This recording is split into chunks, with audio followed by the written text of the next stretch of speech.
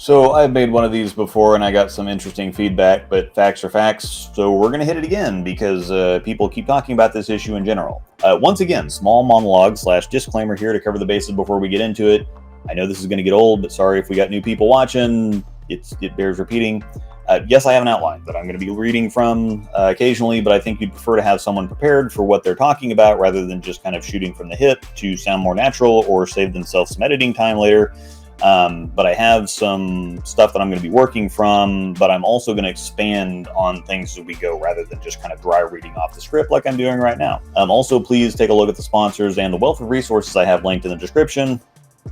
Things to help both you and me out. I'm going to apologize right now for being blunt or possibly aggressive or antagonistic, but there's always an odd amount of pushback when I talk about this because the vast majority of the time, cracking is your fault or your pro shop's fault. Someone told me it was a bad or dangerous business practice to blame a product failing on the consumer, but if you give your 5-year-old an iPad and they start chucking it around all over the place and they crack the screen, is that Apple's fault? If you never change the oil in your car and things start seizing up, is that the manufacturer's fault? People tell me, well, it's not the same thing, but it is. It's kind of exactly the same thing. I've drilled hundreds of balls over the last decade and hundreds more in my 15 years in a pro shop. But between my wife and I both, over the last decade, we've had exactly 5 balls crack, and one of them I did intentionally because I hated it and wanted to watch it die. So first of all, manufacturing defects happen with everything. It's nobody's fault. It's out of your control. And while it's an inconvenience sometimes, the bowling manufacturers frequently warranty balls that they shouldn't have to.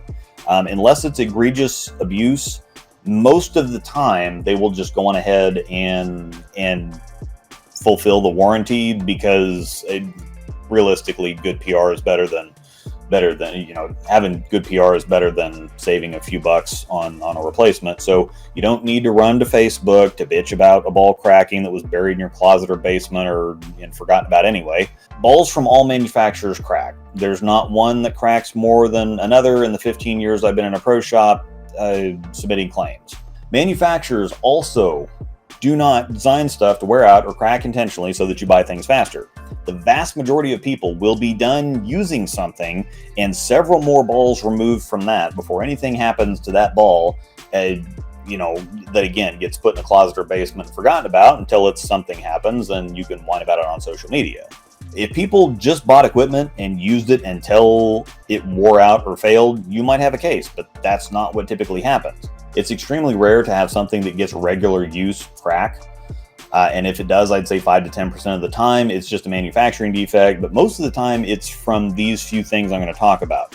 Things that are higher performance in general are usually more fragile. And if you never want to worry about a ball cracking again, just use urethane and you'll be just fine. All right, first stop is drilling too close to the pin. Now, this is something that this is an issue that Brunswick has solved with the dot system, which puts the pin on the bottom of the ball rather than on the top where it's going to be drilled. So basically, the core has to be suspended while the rest of the ball is, draw a little picture here. So you've got your light bulb shaped core with the puck on the bottom. And then you've got the outer core or the filler material that gets around that, and then you have the cover stock that gets poured. So there's your 3-piece bowling ball with my incredibly awesome drawing skills.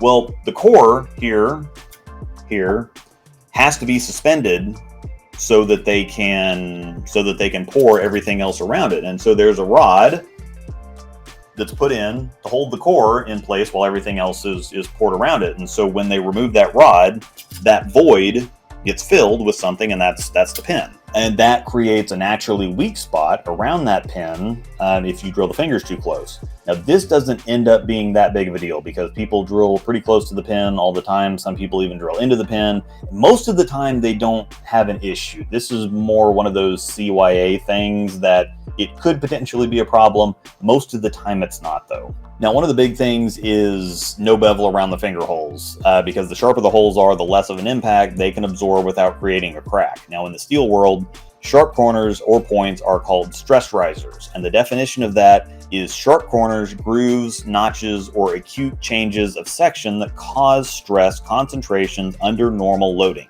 This means that a sharp edge can't absorb the same kind of stress or impact or force that a rounded edge can.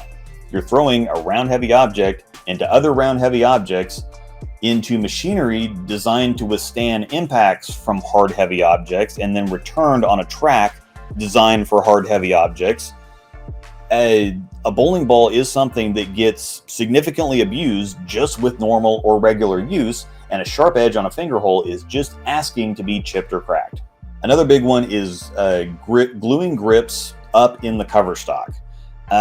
Glue doesn't expand and contract at the same time that the cover stock does, and it's kind of like water getting into concrete and then freezing. Grips or slugs or interchangeable sleeves have to be glued further down in the outer core or the filler material because generally it's not as dense, and it actually helps to hold the grip a little firmer anyway, since the glue can kind of dig deeper, so to speak. Sometimes balls don't straight up crack all the way around. Sometimes you get the circular, what I call spider cracking around the finger holes because it kind of looks like spider web. That's from grips or slugs/sleeves that are glued into the cover. Now, this isn't generally too big of a deal unless it starts cracking out, because it's kind of relieving stress around the finger holes, and though the spider cracking typically does not result in a full ball crack all the way around. Now, cover stocks are like concrete in the way that they continue to cure basically forever. As the years go on, the cover gets harder and harder, and naturally that makes it more brittle. Something that can really help is preventing moisture loss. So climate control is only part of it. While extreme cold or heat can accelerate the process because temperature fluctuations are going to make the ball swell,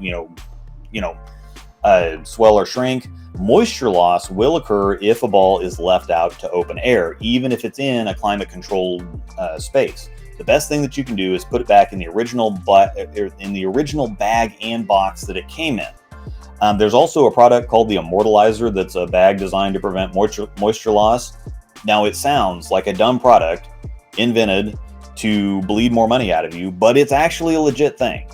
Now, depending on how fast you go through equipment, or if you've been fine and don't have to worry about it because you've taken care of the ball or you drill them correctly, it may not be necessary, but they do work and do what they're supposed to do if you're interested. Now, I have no deal with them whatsoever, so this isn't me plugging something for some kind of something, just telling you about it. One caveat here, though, is the bridge crack, because depending on your pitches and other factors, sometimes the bridge between the fingers cracks. Guess I could have drawn the spider cracking too. So, bowling ball, as you can see extremely well there. The spider cracking is just okay. So this is kind of what the spider cracking looks like when you have the cracks around the finger holes, but it doesn't like go all around the ball. That's just kind of relieving some stress. Unless it starts chipping or cracking out, this can be fixed fairly easily. But unless it starts chipping out or causing problems or whatever else, I don't generally think it's that big of a deal. And if you've had something to where that's happening on, you're probably pretty close to the end of the ball's lifespan anyway. Now the bridge cracking is where you get a crack right there in between the finger holes. Now, again, depending on your pitches and other factors, sometimes that cracks. It's already a super weak point on the ball, and it's not what I'd consider a real crack. It can be fixed very easily, but if it's not causing any issues, I'd just leave it because it's not going to crack any further.